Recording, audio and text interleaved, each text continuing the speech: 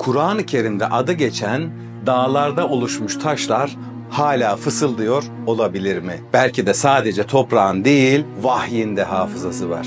Bazı dağlar vardır, sıradan değildir. Onlara ayetler dokunmuştur, secde değmiştir, kelamı ilahi yankılanmıştır. Örneğin Tur Dağı, Musa aleyhisselama vahyin indiği, ilahi sesin duyulduğu yerdir. Burada bulunan bazalt, obsidyen, hatta volkanik cam türleri ateşle şekillenen taşlardır. Kim bilir o dağın ateşi bu taşın içinde hala titreşiyor olabilir.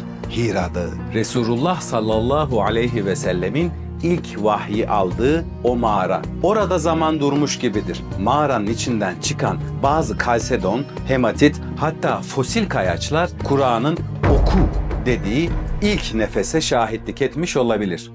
Bismillahirrahmanirrahim. İkra bismi rabbikellezî halak. Halakal insâne min alak.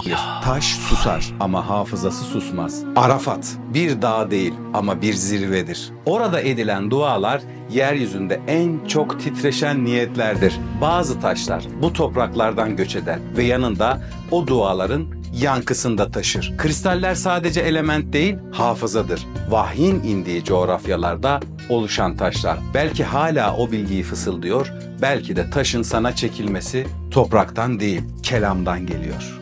Kur'an-ı Kerim'de adı geçen dağlarda oluşmuş taşlar hala fısıldıyor olabilir mi?